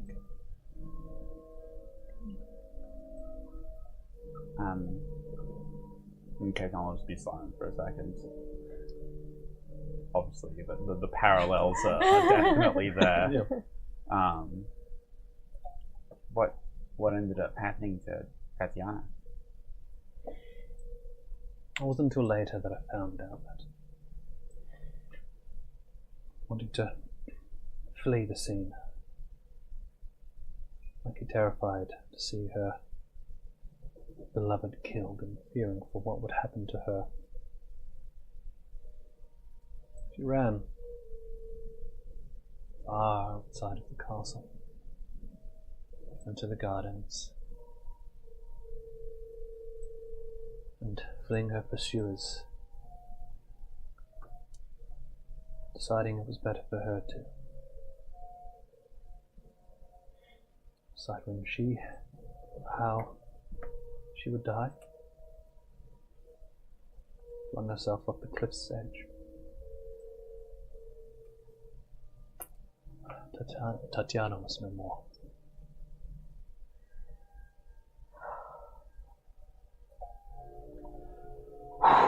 I apologize. It's not very good dinner for conversation, is it? Cyrus, where are we at with that dessert? Yes, sir. And the platters of fruit start coming out. There's also cakes still warm from the oven that are served in piles.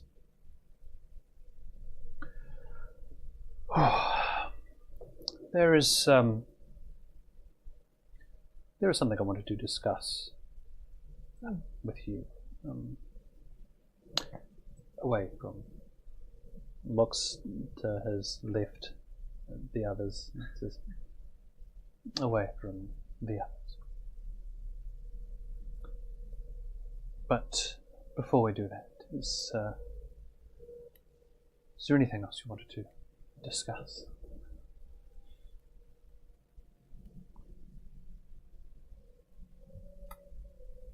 Why are we here? Apart from getting the stipend of the reward that's owed for you for doing such incredibly charitable deeds from Barovia. I mean, aside from that, you know, we could have had probably just like some sort of Amazon delivery. Or we could have finished the job completely. Yeah. You know, it's appreciated that you're giving us some in advance, but we didn't originally discuss that. Yes, I think perhaps it's time for us to have our talk. He motions to the cavalcade of very beautiful beings on the other side of you, and says, if you all would be so kind, I would like a moment alone with our guests. They all turn and nod very respectfully, and one by one begin filing out of the room. Turns to Cyrus and Helga as well, who bow very deeply and also leave. It is just yourselves and Strahd von Zarovich now left in the dining hall.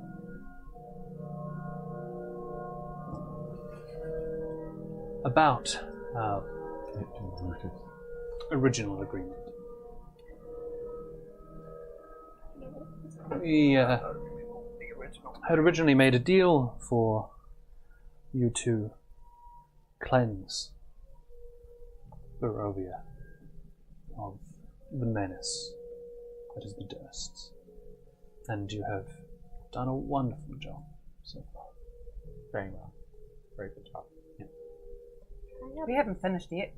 We're doing very well, though. Maybe 2 for 2. 2 for 2.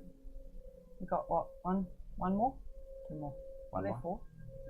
There were 3. 3. It's not go over all the details. Things have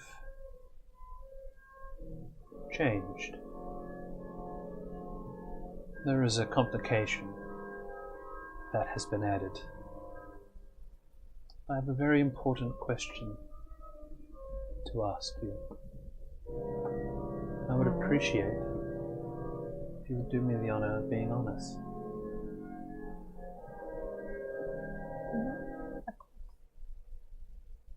He steadies himself, leans forward. Where is Irina Kulyanovich? We don't know. That's a great question. We were trying to find out, and then you brought us here. We went to the Abbey. She wasn't there. We were with her in one of the crazy happy. Was it the crazy happy village? It was Falaki, yeah. The in the crazy place, where everybody was. There was just lots of crowds. It was uncomfortable, but she disappeared, and we followed her card to the Abbey. Then we got caught up doing stuff and looking for her, and we just have not been able to find her. Well, we weren't able Do to. you know where she is? Able to get to the Krisk. I do not know where she is. Why do you ask? Is this the complication? The Dursts. I feel 2 less Dursts. Probably more than enough. I don't feel it's an immediate priority to remove the last one. However, I will honor our deal, give you freedom to leave Barovia safely, a significant stipend of gold, deeds to land for those who wish to stay, on the condition that you bring Irina Kulyanovich to me, safe, unharmed. What happens if she's already been harmed? We don't know where she is. She's been missing.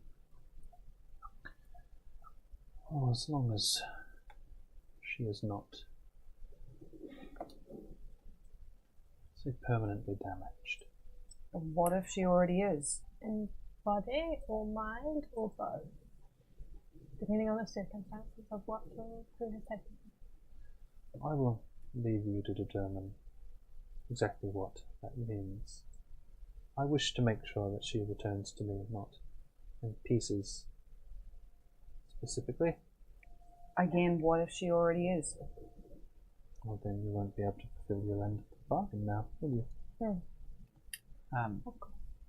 Don't want to be that guy, but you're changing the scope of the agreement after it's already been made. Why, I am. Are you not a man of your word? why would we make an agreement for something when we don't know if she's already in pieces, and then you can Hold that against us? hold that against us? If when she left, that was her choice. If she is currently in pieces, we have no control over it. How is it our fault for something so far beyond our control? You seem to be confused. I am not striking up a negotiation with you. I am telling you what the agreement now is. and we accept your terms.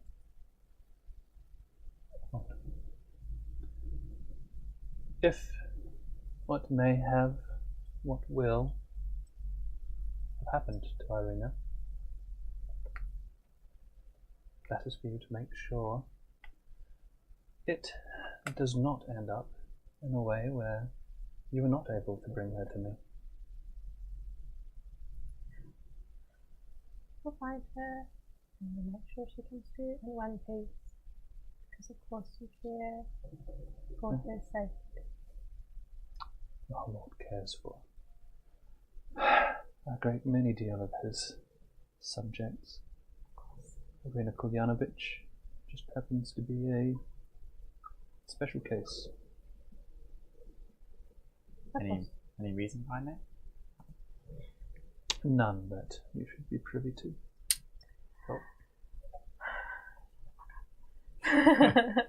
Will she want to come willingly if we say that you want an audience with her? Well, I'll leave that up to you to resolve.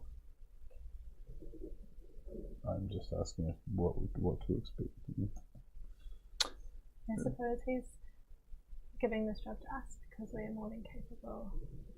Yes, I just like to know what sort of situation I'm going into, and if a case of find and escort back or find and carry back is a big difference.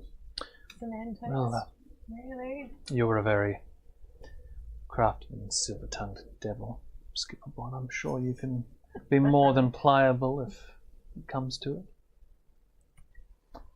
One more thing I think you should probably know. This offer is not exclusive to only you.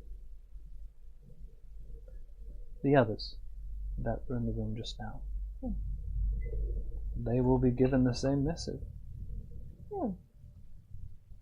Their reasons for wanting to successfully complete this are their own, but should they succeed, obviously you will not. So my suggestion would be efficient. Of course. Lovely. Wonderful. Such fun and games. Well, now that we've got all that over, sorry, yes. You mentioned in advance. Did I mention in advance? I believe that was you that said in advance. Oh, my bad. I could have sworn. I you thought I now heard that too. But The terms have changed. You see him sort of make his way towards you, and he places a hand on your shoulder, and as he does, you can feel there's like a cold chill or numbness that almost seems to emanate from him. He says, never change. Makes his way back to the front. Now, after such a wonderful course and such a very agreeable term to our new arrangement, Yes, so agreeable. I wanted to offer an extension of hospitality. It is getting rather late, and I know you can handle yourselves. You are more than capable. Don't get me wrong. But if you wish to avoid a chilly stroll through the moonlit Barovian fields, you're more than welcome to stay here for the night. We have guest rooms, bars. You could rest, and we would take you to anywhere you would like to go in Barovia in the morning. And you will be completely safe and unharmed during your stay. when you say guest rooms, can we have two to a room? Do you want better? You can have one to a room. I thought you were going to say one big room. one big big room. Yeah. It's a room with a bunk. One like California king. Yeah. Sure. Why not? Wonderful. Okay. I will have Oh, fancier. I will have Cyrus prepare the room. Well, I'm sure Helga has already made the preparations. Cyrus will take you to your rooms. Thank you. I would warn you. While you're with Cyrus, you'll travel to the guest rooms and to the front door in the morning. I can guarantee your safety, 100%. I wouldn't recommend straying off the beaten path, though. It's a big castle. It can be dangerous sometimes. I don't want to get lost. No, you wouldn't. And we're tired. And we do need our rest. So we That's can be obvious. efficient. Come tomorrow. Yes, see, she gets it. Leadership looks good on you, Vienna, by the way. I know. So, Cyrus claps his hand, and you see Cyrus sort of make his way into the dining room again. Our guests, they will be staying this evening. If you would be so kind as to show them to their rooms. Yes, of course, sir. Please, right this way. And as you sort of turn to leave the dining hall, you see Strahd continue to follow you, and it doesn't matter who's looking at him, it looks like he is looking directly at you with a very warm, inviting expression on his face, but at the same time exceptionally hungry. He gives me the ick. Ha. Leaf Not is me. just like, no, He's no, hot. no. Fucking no. knew it. As Sonny was describing him, I'm like, man, Yen just wants to get this guy alone. I'm gonna walk up past Peyton and just. You're such an idiot sometimes. Yeah. I'm sorry for trying to gather intelligence. Yeah, someone's got to. Why make us stay here? Well, I was okay to stay if we had two to a room, and then someone piped up and said one would be fine. Is that my fault? Yes. Yes. No, it's not. Yes, I it didn't is your say that. fault. That Yes, you was do. you. Left because I mean, you can still Walk stay two to a room if you really wanted to. Yeah, I don't want to stay one to a room. in this Yeah, I place. definitely Yeah. don't want to stay one to a room. No way. Leafy is Try. really uncomfortable with the Yeah. idea of being in this castle on her own. That happens, I'm locking the door, I'm barricading myself in the room until the morning. I don't think that will even help. I If you're know. one by yourself. So, as you... Yen and Leafy can stay together. Oh yeah, I'm not saying him. Neither As am you... Yeah, would be Don't fine. worry, I'll take them for the team. I'll dive on this grenade. As you open the double doors, you find yourself, because originally you had just arrived in the dining hall, so you hadn't been able to see actually what was outside of it. But as you make your way sort of through the double doors, there's sort of a very large entrance. So there's a sort of a corridor, and to the left of you, as you look out, you can see that there's what seems to be a very large entrance opening. But in sort of the area that you're in, you see sort of cobwebs stretch across column supports. There's a vaulted ceiling. The hall in the far distance is dimly lit, sputtering torches. And you can see, even in the corridor that you're in, there seems to be a motif of, there's like quite fine looking paintings. A lot of them seem to be landscapes. And you see sort of drawers, sort of that line it, candles, but like a frequently repeating motif of like small gargoyle statues that are sort of part of the wall. Yeah. You imagine like maybe about yay big or something like that, just somehow jutting out from the wall. And directly opposite the hall, there's quite a large suit of armor that's sort of resting in the corner as a decoration. think- Cyrus, it doesn't seem like anyone kind of gets rid of the cobwebs. No, it's the master and the other occupants of the house have been here for quite a time, and dust and cobwebs don't seem to bother them as much. You must understand it's a very large castle, so only really dust where they may be spending a great deal of time, I'm afraid. How big is the castle? I know it says it's big, you can see it from like most of Barovia, it's big, but like... 8 floors, at least. It's a very, very large place. I'm fortunate that the number of occupants are somewhat restricted, otherwise. It'd be a lot of walking. It would be a lot of walking. How long did it take to build? You will have to ask the master for that. I wasn't fortunate enough to be here for its erection. Children. I only have the honor of being able to serve within its walls. Of course, of course.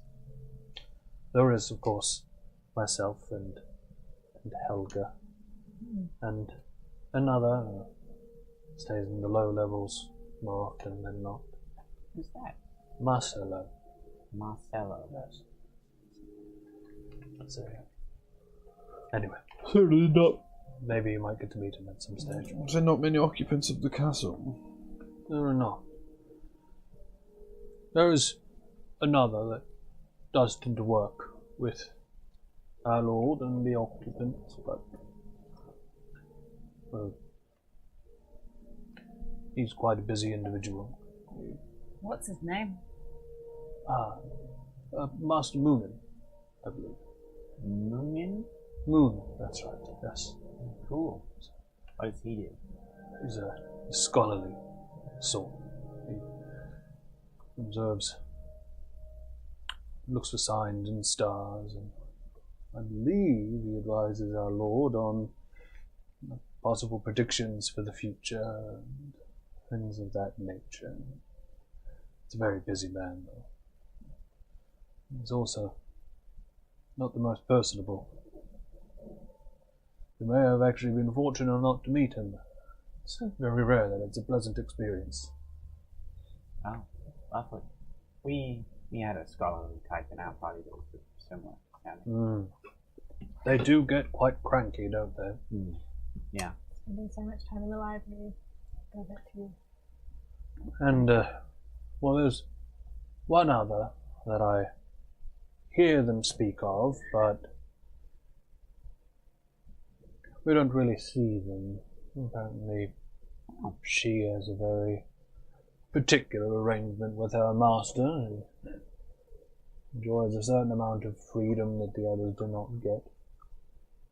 Do you know what her name is? I do not. It's Do you a know lady, what it's they a call lady, her? It's a lady with no name. Oh, there any... They call her the Greenkeeper for some reason. I couldn't tell you why. The Greenkeeper. Yeah, it's quite strange. Don't really have much of a garden to tend to.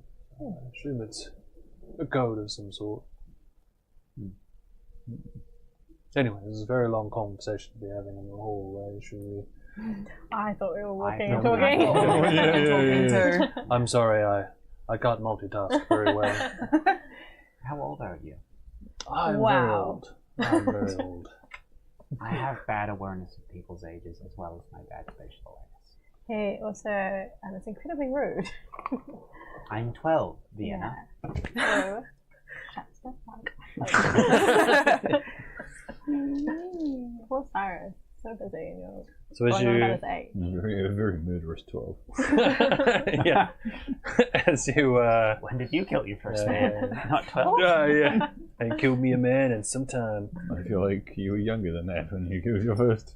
So as you as you sort of make your way from the hall, you can see there's a very tall staircase, like winding tower staircase. As you are, let me just plug in my laptop. Okay. Yay, we have power. Cool.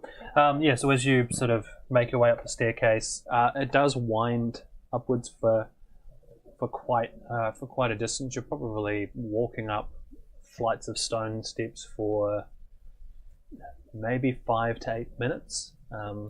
It appears that wherever you're going and as you sort of go up, you can count that you cross about 3 different floors to get to where you are. And the moment that you sort of come up to the landing, you enter sort of this landing space on the 4th floor,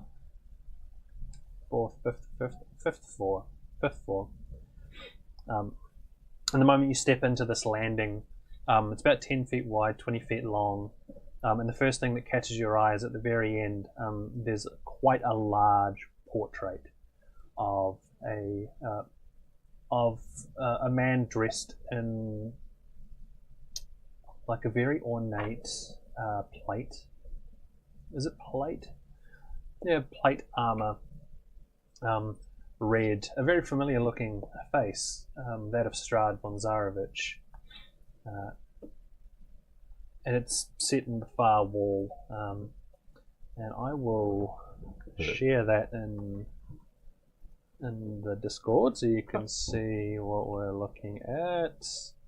Yeah, there you go. Oi, get out of here. I don't want. Oi, vey. I don't want to check my settings right now. I have 7.5 pages of notes if you want them. Yeah, I've got. It's alright, I'm I'm just starting doing on page 5. Okay, there we go. The image of Strahd von Zarovich donned in fine plate armor, standing very regally. Sick armor, bro. Sick armor, He's bro. standing very erect. You notice that there's quite a fine rug, ornate rug under your feet, and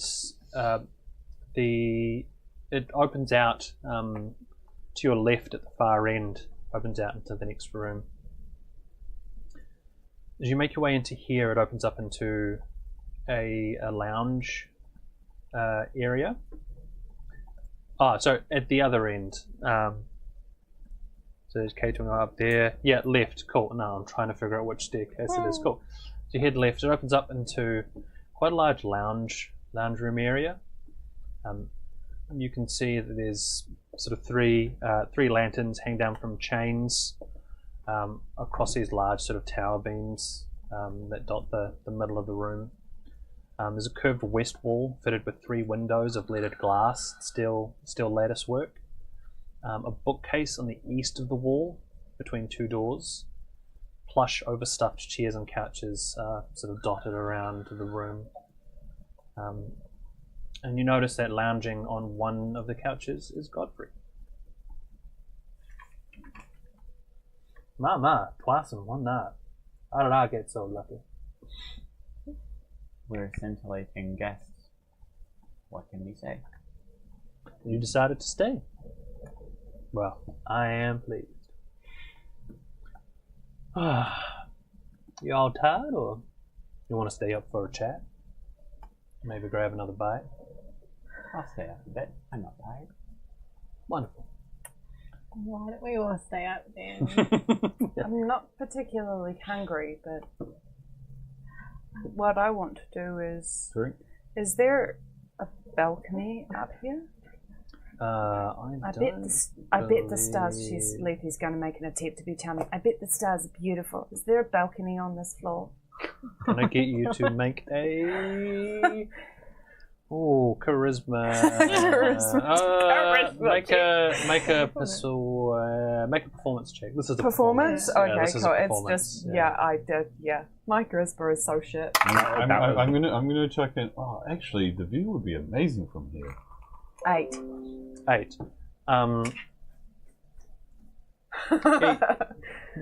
Cyrus pipes in and says, You could potentially see a bit of the night sky from out the windows, but there's no balcony. You could open the windows if you would like, maybe get a clearer picture there.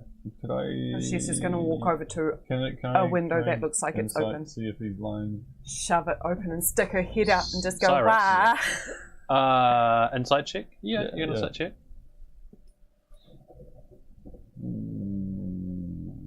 17. He's not lying, He just doesn't know. but no. He's not lying.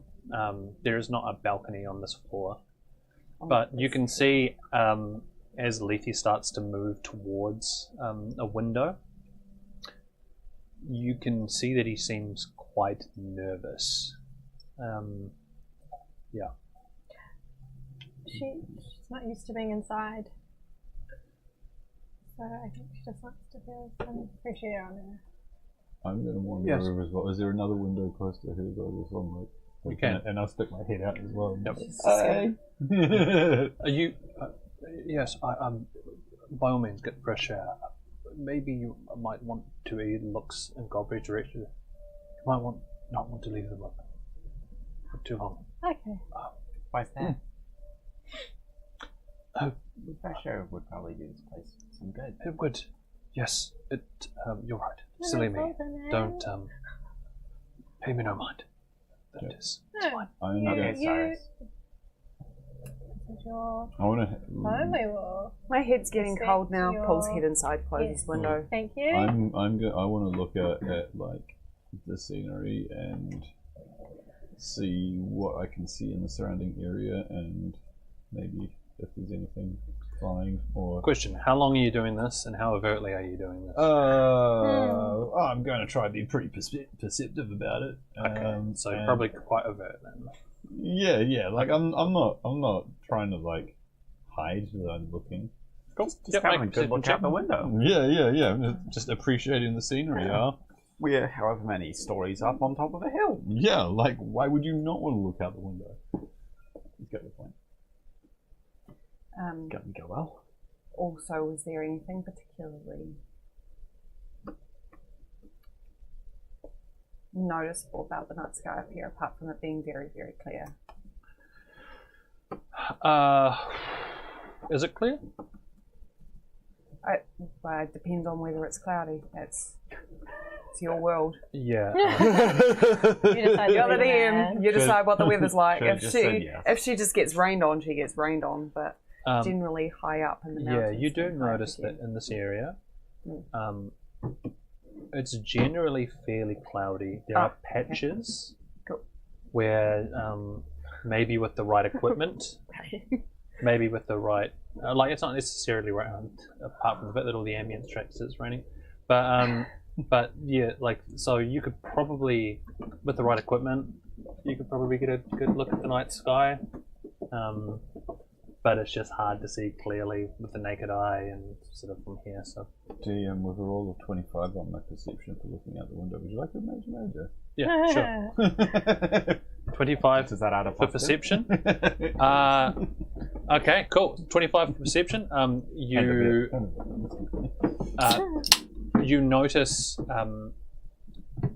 sort of the silhouette of something catch your eye in your periphery, and as you go to look in its direction, you swear you see two figures sort of round, just heading out of your vision on the wall.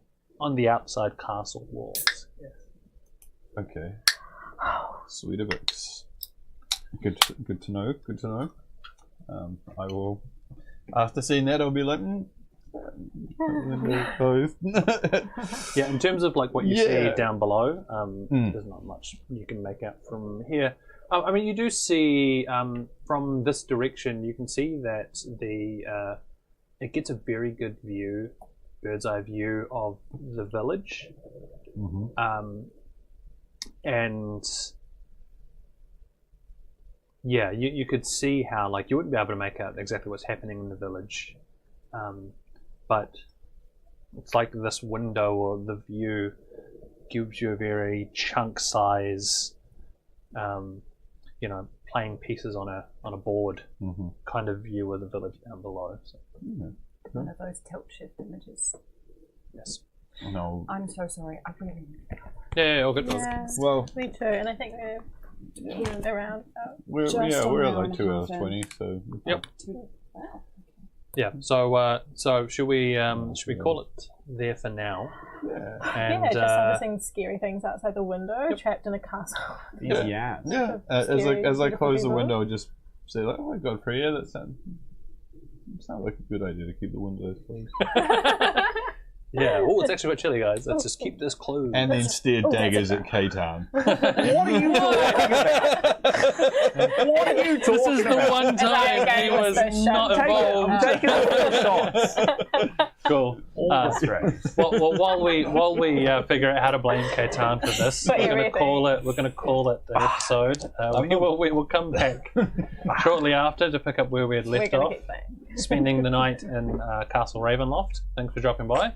We'll see you again later. See you next Chuckle session. shout. See ya. Follow us on all of our socials at Dice Baby, Instagram and YouTube and Twitter. Yep. Yes, Twitter. Okay. Yeah. Cool beans. Bye. Bye. Yeah. I'm not blaming K-Town. He'd just be the only one to open a window. Yeah.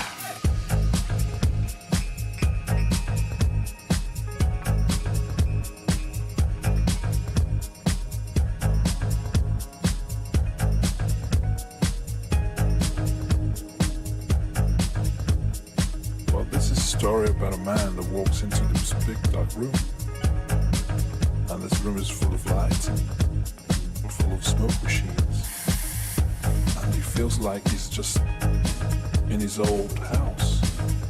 There was a child when he was like playing with his family on his little bike, feeling safe, forgetting all his troubles, forgetting what he needs to do, who he has to pay, and just not feeling inferior. Just not feeling inferior. In this room, worries mechanism and all the rules. What you can do and what you can't do just vanish. The only thing that counts is respect. Respect your brother. Respect your brother. Respect your brother.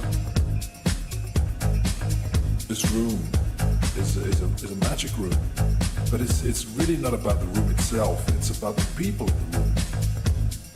It's about the moments you share, the smiles, the looks, the music, the DJ.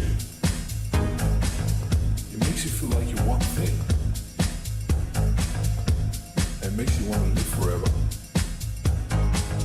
Instead of just thinking that it's you against the world. And you think, why can't we always live together like this?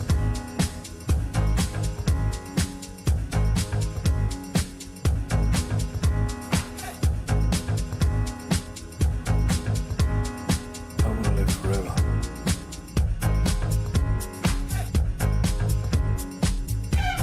Everybody's in place.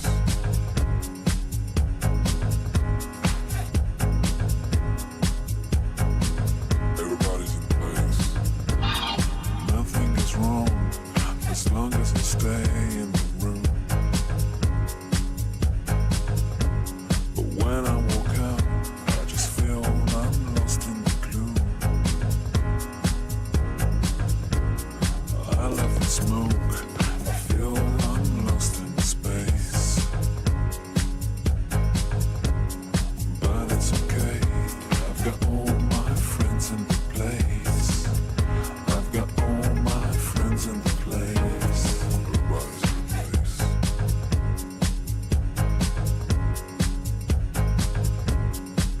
Everybody's in place. Everybody's in place.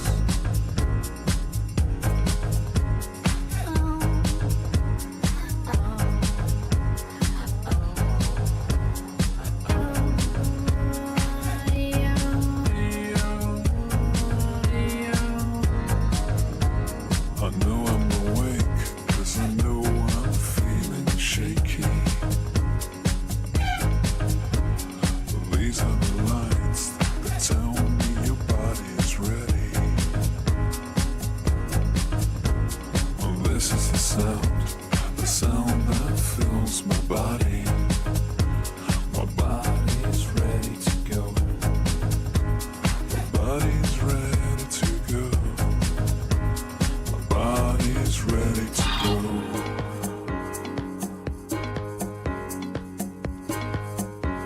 On his little bike, forgetting all his troubles, feeling safe, forgetting what he needs to do, who he has to be, and just not feeling inferior.